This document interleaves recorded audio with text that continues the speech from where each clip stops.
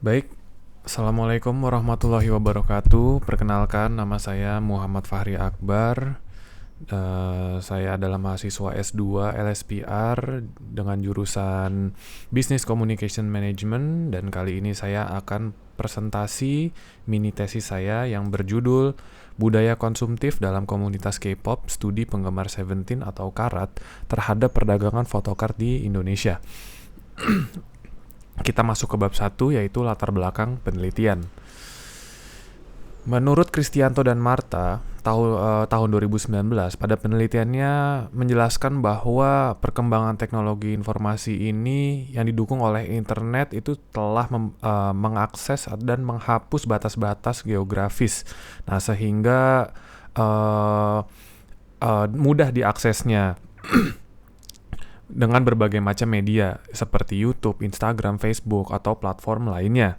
Lalu disambut lagi dengan penelitian dari Fitratullah tahun 2019 bahwa di era globalisasi ini menciptakan masyarakat tanpa batas, yaitu borderless society, yang dimana budaya ini telah berkembang sehingga budaya-budaya asing itu dengan mudahnya masuk ke Indonesia. Salah satunya adalah budaya Korea, yaitu Korean Wave, yang dimana pada era digital dan media sosial ini paling besar itu dalam bentuk fenomena K-pop.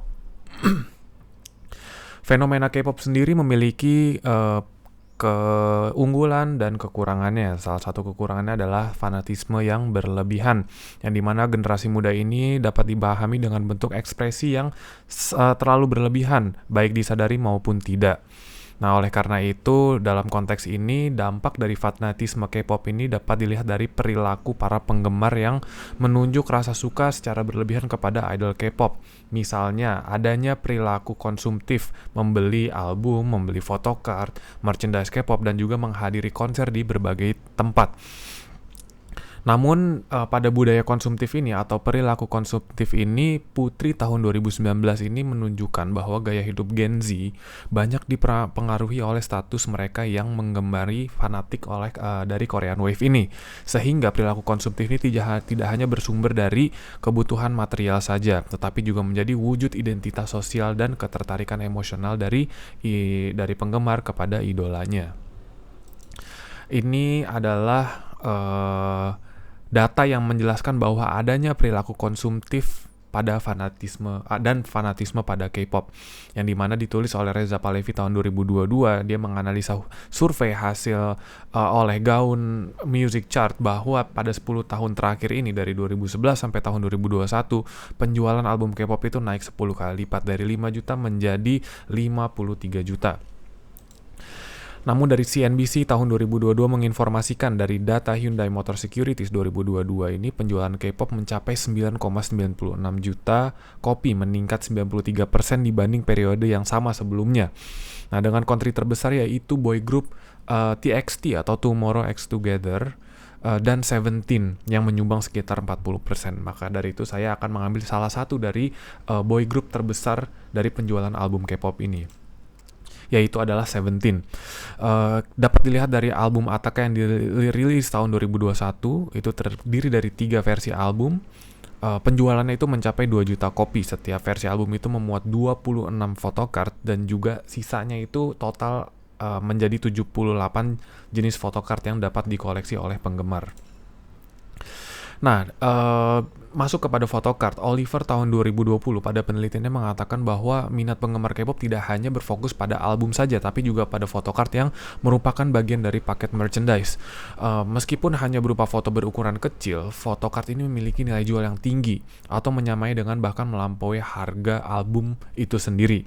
Nah, pada konteks ini, photocard di Indonesia ini telah mencerminkan peluang ekonomi yang signifikan di industri budaya populer. Nah, meskipun berukurannya itu kecil, photocard itu memiliki nilai jual yang tinggi dan memiliki distribusi secara acak. Lalu masuk ke rumusan masalah dan tujuan penelitian, yang dimana rumusan masalahnya itu adalah bagaimana budaya konsumtif dalam komunitas penggemar K-pop, yaitu penggemar Seventeen atau Kara, terhadap perdagangan photocard di Indonesia.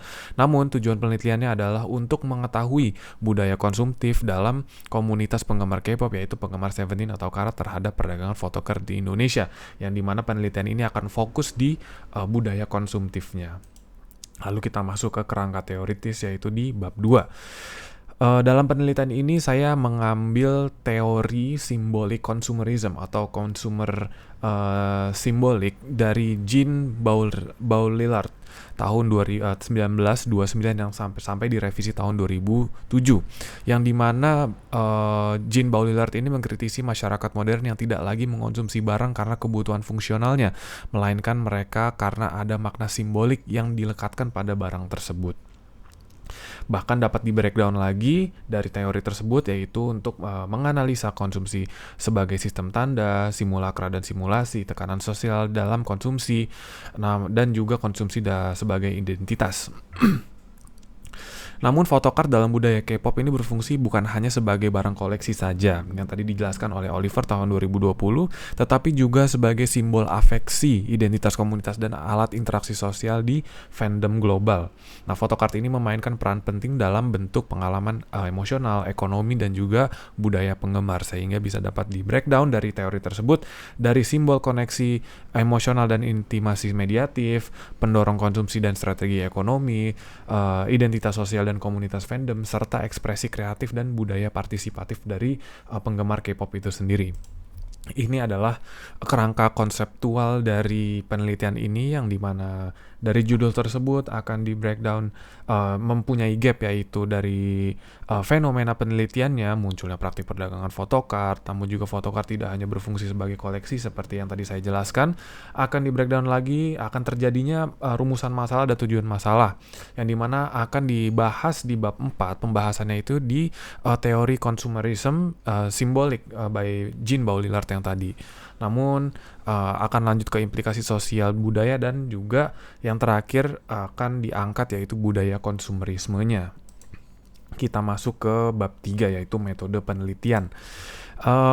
Paradigma penelitian ini menggunakan paradigma konstruktivisme yang dimana ada beberapa aspek yang fokus pada makna simbolik photocard, menggunakan teori Baudrillard, lalu juga menggali pengalaman perspektif Kara, dan menggunakan wawancara sebagai metode utama. Karena menggunakan wawancara sebagai metode utama, dapat dilihat bahwa penelitian ini menggunakan penelitian kualitatif, yang dimana fokus pada studi kasus. Nah, alasan kenapa menggunakan metode penelitian dan studi kasus ini karena yang pertama ingin menggali makna simbolik, narasi, motivasi, konsumsi secara mendalam. Yang kedua, memahami praktik sosial dan budaya fandom dalam konteks lokal Indonesia, menafsirkan simulasi, citra, dan tekanan sosial yang membentuk perilaku konsumtif dari penggemar K-pop.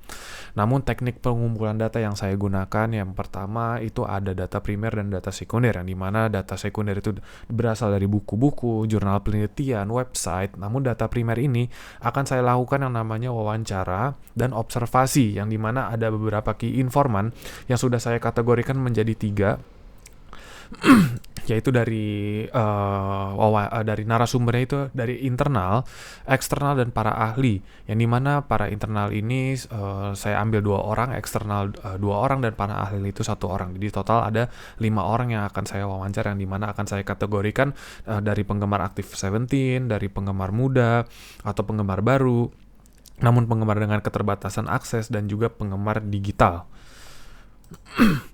Lalu ini ada teknik analisis data, yang dimana ini adalah pengujian keabsahan datanya. Ini akan menganalisis triangulasi data atau data-data sumber, terus juga metode, lalu teori yang menunjukkan teori yang dari Jean Baudrillard itu, dan juga triangulasi peneliti. Namun juga setelah itu ada reduksi data, penyajian data, dan juga kesimpulan dan verifikasi data, bahwa hanya untuk memastikan bahwa ini itu nyata, bukan hanya angan-angan dari pihak peneliti, dan juga membuat evaluasi dan keputusan tentang penelitian data ini.